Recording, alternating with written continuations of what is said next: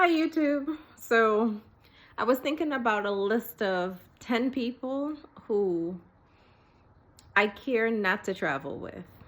Just thinking out loud about all the travels I've had throughout the years and experiences, stories. This could be a mini story time, if you will. So, 10 people I care not to travel with.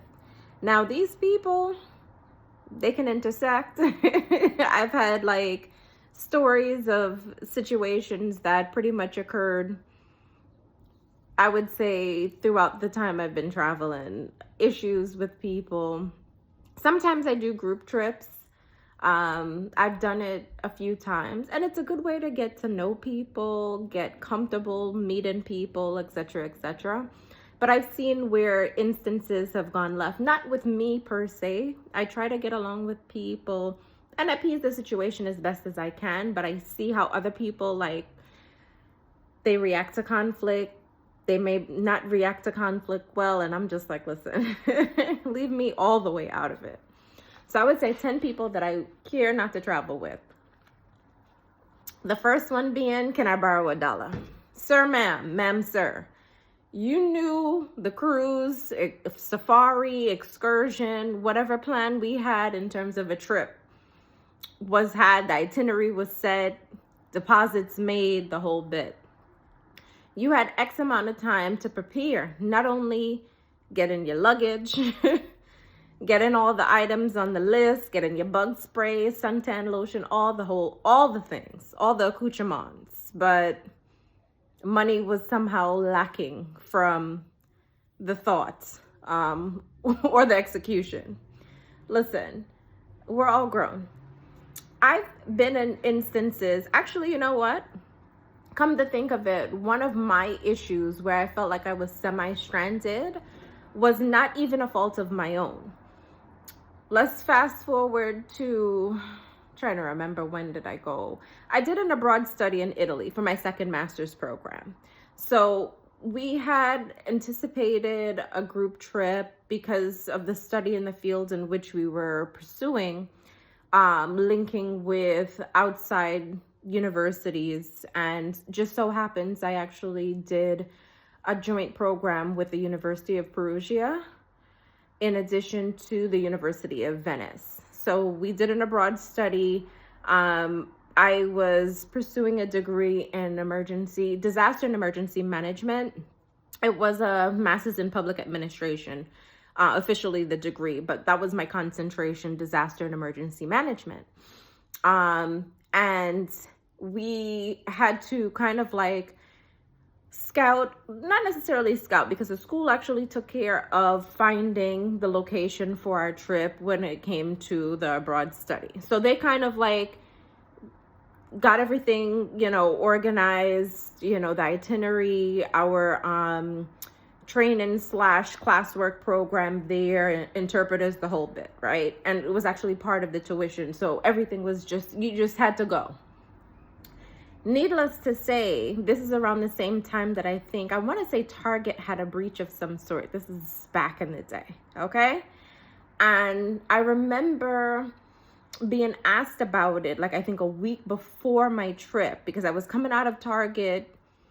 I was shopping there, and I think at the time I was using my debit card, so I was potentially one of the people that was impacted. Channel 12 News stopped me.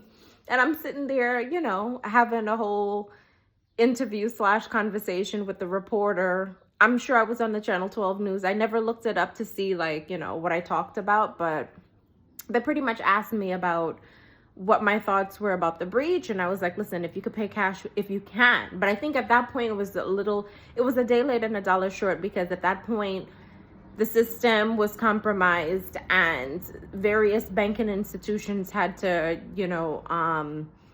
pivot from it or figure out what their plan was going to be in order to keep everyone's information intact.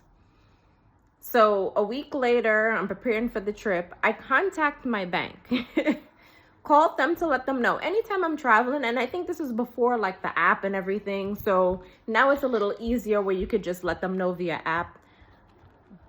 You could give them a date, a location, sometimes they'll ask, or if you book the trip on your card and such, it's kind of like, um, it's obvious, but if not, then it's always good to kind of give them a heads up. Needless to say, I called them the day before I flew out to let them know, hey, I'm flying out of town, out of the country, told them where I was going, gave them the dates. They had all the isms, all the information. Tell me why midway into my trip, they shut off access to my card. And I'm just like, okay, I had to use the international hotline or what have you, plead with the people on the phone to see if they can reactivate my card for the duration of the time I was going to be there, just so I have access to my money. Sometimes I have a bad habit. I had cash, but I tend to not take as much because I rely on the card just in case, because you never know. Sometimes, you can lose the cash. And to me, I would like to have a combination of both, but it's always good to keep extra cash just in case, even if you keep them in different locations to avoid potential theft or what have you. It was always of benefit. So in my mind, I'm thinking, I cover the basis. I let them know. They still cancel my card. So that was a little iffy. And I was able to, there weren't really expenses unless like you wanted to buy something outside of like whatever they were providing, because the hotels that we stayed at provided meals. But if you wanted to like buy souvenirs and different things, it was always good to have that extra cash on you. Our accommodations, everything was taken care of because technically it was school program. So the school had to, coordinate all that stuff ahead of time. So it was minimal things I would have to purchase, if that. Like we took a train to Florence and that cost and things of that sort. But I was able to get through it. But I say that to say, people who listen, we've all been in financial situations that were a little bit stretched. I'm not knocking that person, but you may want to consider just staying home. Can I borrow $1? I get my income tax next month / I don't really have the money for the excursion. Can you set it aside and I'll give it to you in 2 weeks? And listen, it's bad enough in this economy having and setting aside money and all that stuff for potential trips, because as you know, prices are skyrocketing. It's very frustrating when you're in the midst of people who are not really prepared in that capacity. So that's all I have to say about that. So that's number one. Number two, the early risers. You plan these excursions and this and that, and the bus is leaving at 0600 in the morning. Listen, since being in the military, it's very difficult for me to get up early, especially if sometimes the night before, for like it's a late night, or, I have difficulty kind of like transitioning into my sleep because it's a new environment. There's a lot of factors involved. I don't particularly care to get up like at the crack of dawn if I'm on vacation. Working, that, okay, you get a pass because it's like a routine and it's expected that, you have to get to work at a certain time, etc., etc. Even then, it's difficult for me. For me to say I'm going to book the first excursion for the day, count me out. I've missed the bus before.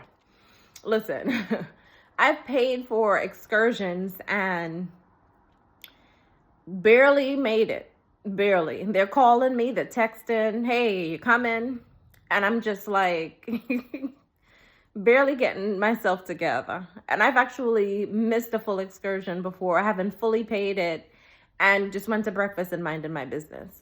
I am not one of those people who are going to get up at the crack of dawn just because. I'm trying to be one of those people where I'm more organized with like my sleep schedule and consistent. But that early, oh yeah, the bus is, girl, not going to happen. So 3, people who have the propensity to engage and indulge in illegal activities. We have all seen Locked Up Abroad. I don't like dealing with the legal system in the US. And I'm not going to fly somewhere to figure out what their situation is looking like wherever I'm at. It's just not happening. I don't know. People who like to live on the edge, I don't know. I mean, we can amicably agree, but it's going to be from a distance. I don't. And it's so funny because I went a couple years ago, I did a group trip to Tanzania and Kenya. And it was a situation where some people in the group, they had, I guess, an itch for or a craving for a specific substance. And I'm just like, listen, we're all grown people. I don't go around asking people stuff because I try to be more of a recluse. I'm just one of those people who kind of stays to themselves. Don't start none, won't be none. I don't know what you got going on. Please, And it was a situation where we're in closer to Serengeti, actually, doing a whole safari tour with animals, try to see the big five. You got the lions, tigers, the bears, all oh my. And this car rolls up and I'm just like, okay. Like our trucks are there because we have those like a typical safari observation trucks where, we're roaming around trying to look at the animals and get a vibe, a scenery, the whole bit. And I'm just like, okay. I didn't think anything of it until it was discussed that they needed to get some herbal remedies. I'm just like, how much coordination you had to do? Well, technically, I guess not, because it's weird. When I've traveled abroad and stateside, domestically, and people would just approach me asking if I wanted party favors, and I'm just like, do I look like I indulge? Listen, I am not that person. I'm always like perplexed. I'm like, why are you asking me of all people? And I'm looking around like, I'm like, okay, not my thing. But listen, to each is their own. I don't judge people. Everyone has their vice. Everyone has their thing. And the illegal activities, you got to be careful because you want to be aware of the risks involved, especially if you're traveling with a group. I mean, listen, especially if you're traveling in general with a group by yourself. Does the embassy know I'm here? Do I have sufficient bail? These are factors that you have to kind of conjure up and figure out. That's not my ministry. So, I mean, hey, if you, at the very least, if you're engaged in illegal or explicit activities, have a plan B in place. Don't look for me, but have a plan B in place. And that not necessarily just goes to illicit stuff. It could be like violence. Another group trip, some years ago, I went to Ghana and there was this couple there. Granted, it was like a huge group. Like we had 50 plus people in our group. And all I'm hearing the day after, like, typical excursion day, hey, did you hear what happened last night? I'm like, no, I went to sleep. What's going on? This couple allegedly engaged in, like, I don't want to say it was a brawl. I think furniture was being moved. The girlfriend was upset about something. And I think, she started just like kind of, I don't know if she trashed the room. It was a whole situation. And the guy was like frustrated because he's like, oh, it was my birthday trip. Why would you do that? Listen, locked up abroad again. Listen. I think that's very serious because you always, and I think that's part of, having been in the military too, customs and courtesies, but you need to check the temperature of the place that you're going to visit in terms of what their legal system is like, what their laws are like, how serious they are in enforcement and all these things. You kind of want to have to, get a feel of that. Because if something goes left, it could be very costly for you. You don't necessarily know the system, the language may be about. There's a lot of what ifs. Try to avoid that. What else? People who, I would say, they have difficulty keeping abreast of where their things are. Oh, I lost my passport. I can't find my bag. Can't find my phone. I am myself lost. Like, people who have difficulty keeping and maintaining their things. Now, granted, accidents happen.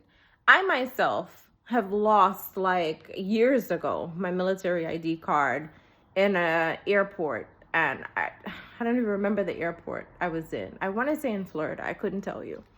And I was just like, yeah, it was Florida, actually. Yeah, it was Florida. I forget which airport, but I remember having my military ID card in my pocket, and it was a dress I was wearing that had a pocket, which is like not necessarily something that I usually wear. So when I went to the restroom, I used the restroom, and I believe maybe because I shifted my clothing, it fell out of my pocket, and I didn't even realize until I'm trying to figure it out on base, and had to get a replacement ID. Thankfully, it was, it wasn't a difficult process. They were able to like give me a new ID card, the whole bit.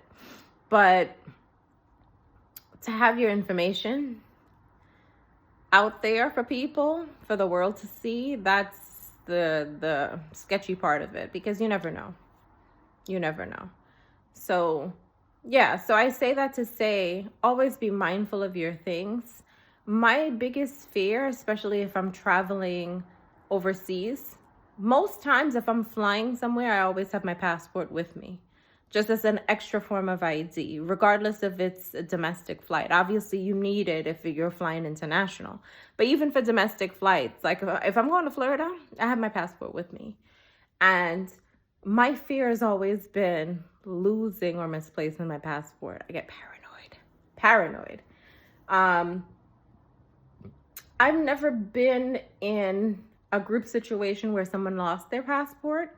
However, their phone, couldn't find their phone. Like, that's another thing too. In the digital age that we're in right now, very few things are printed out. Like, I still get like a flight printout and all that stuff, even if I get if I do pre-check and all that, early check-in on your phone and the whole bit. I like to have something tangible just in case as a backup.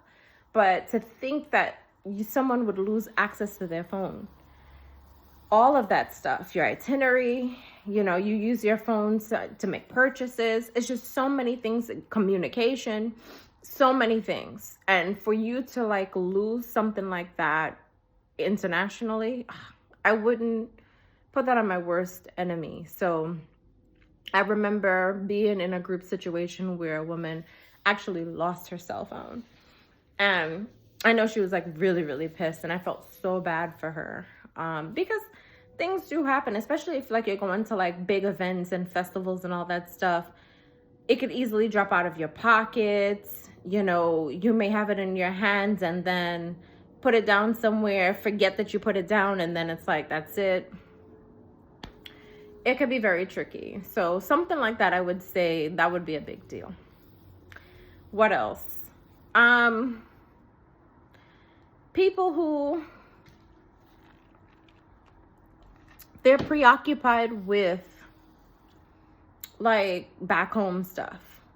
Oh, I'm trying to call this person or that boyfriend or this or that or this person. I'm like, girl, they're dealing with this drama back home. Like, you're on vacation.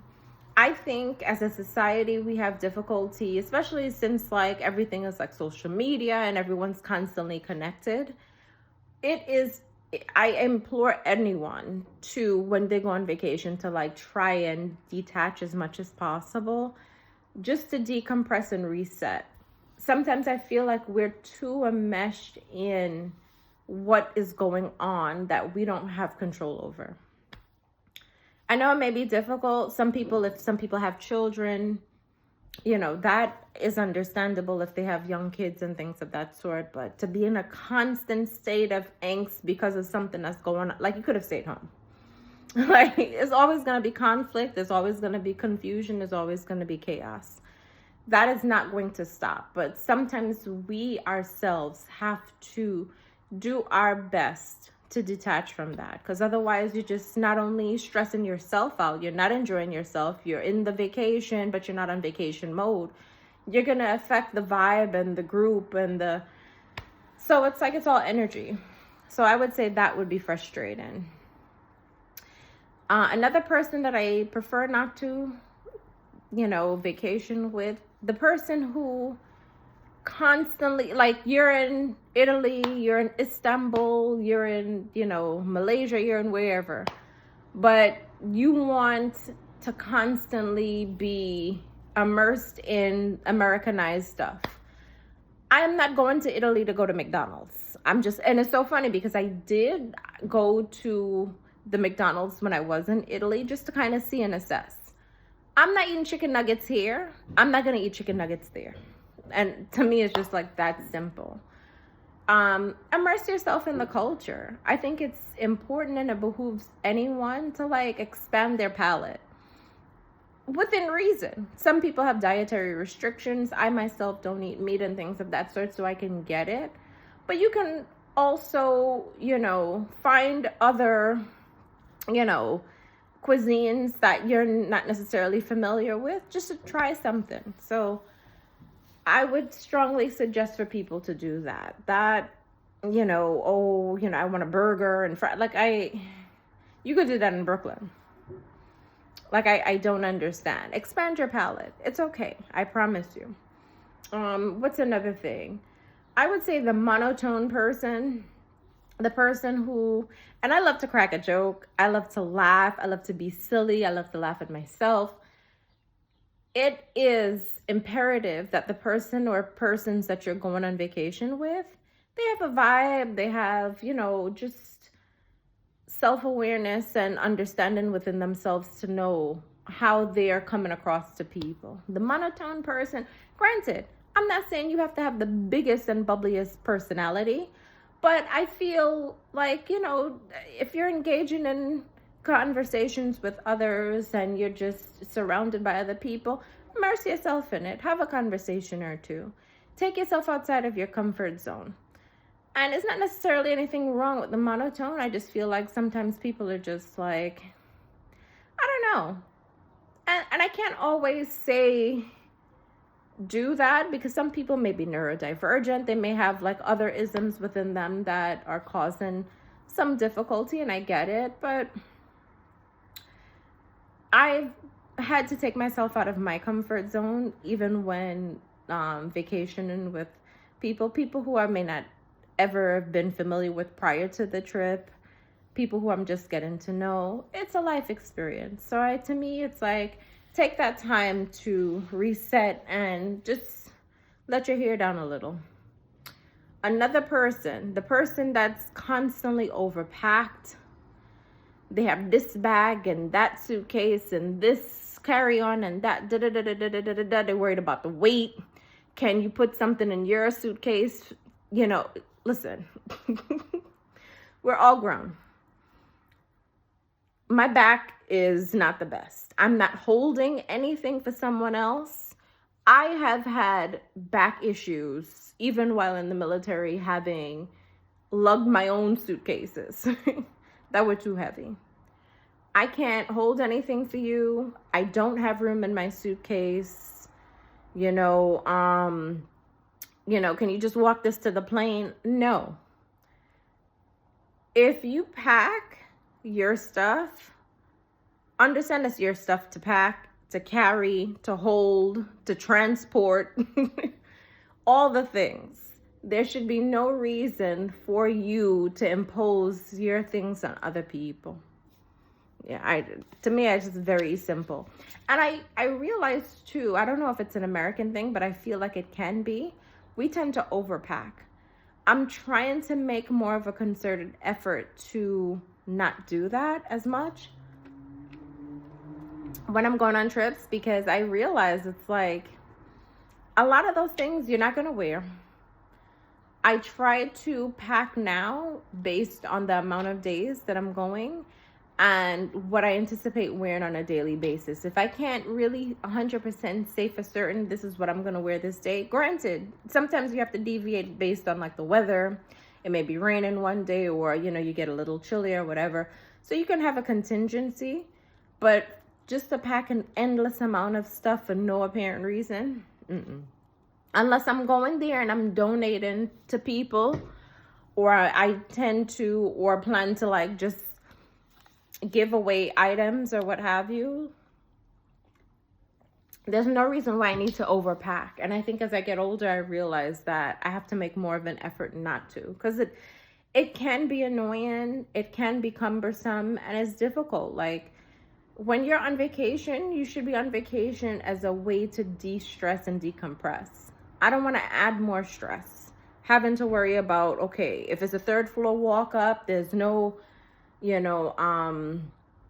elevator in the hotel. Like, some hotels don't. It depends on where you're going, where you're traveling, the country, the aesthetic. It's not, you have to factor that in.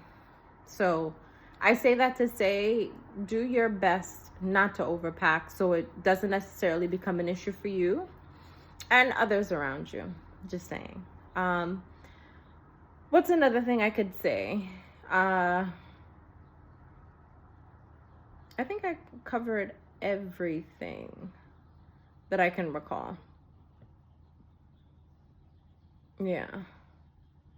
So I think that's pretty much the gist of it, the type of people. Now, conversely, the people I love to travel with, like-minded. The late risers. We don't always have to get breakfast. You may miss breakfast with me. Sometimes I'm just like, I get tired. And I think that is a testament to how much we work day to day. Sometimes with a vacation, your body needs a reset. Getting breakfast at the crack of dawn is not necessarily something that I absolutely have to do. And I've missed breakfast many of times on vacation. And I survived. You will survive. 3 meals a day is, I think, an American concept. You don't have to eat 3 meals every day. Just saying.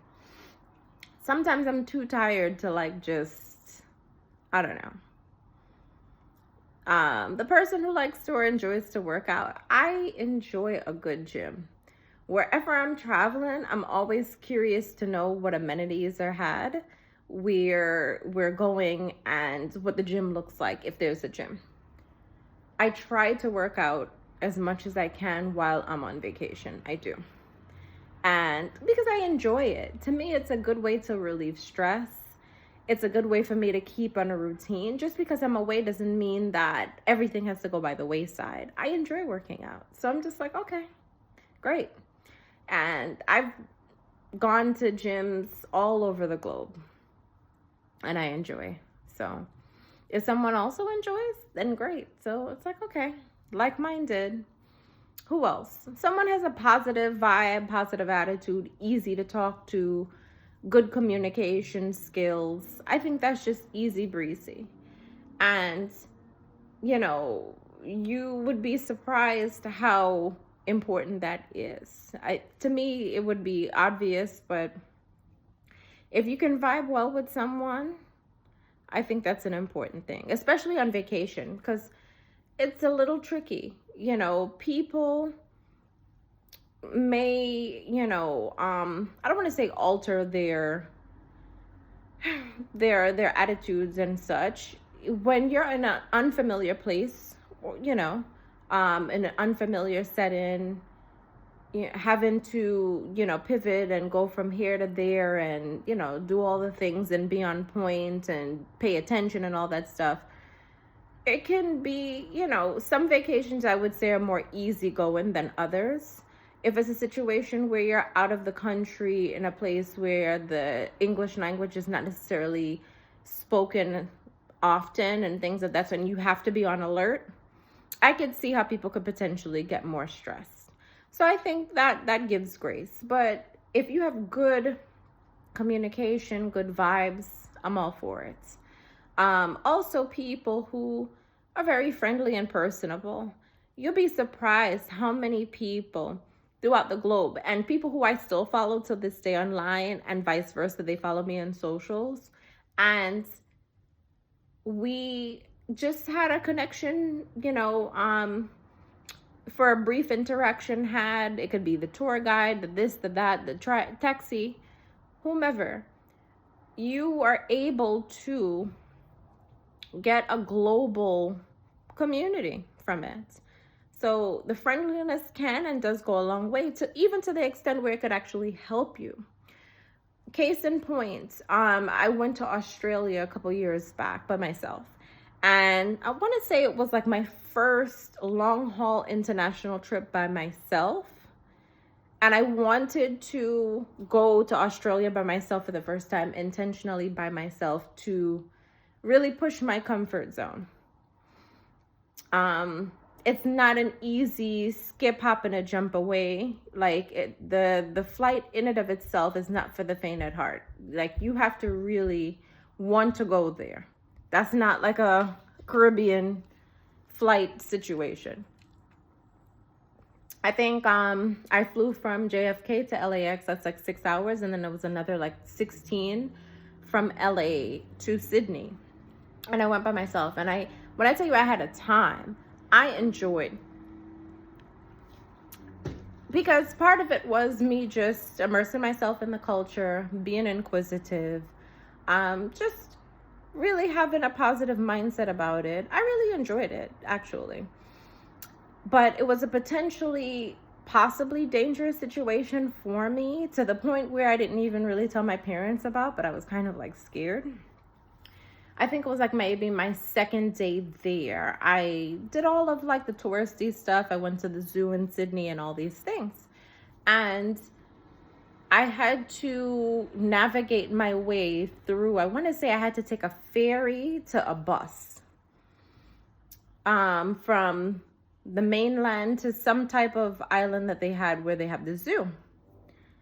Coordinated all this stuff and gone to the zoo, had a time. I saw the koalas, I saw the kangaroos, I saw all the animals. They even had like a Kenyan section with the giraffes. Gorgeous. I love the animals. I love to see it.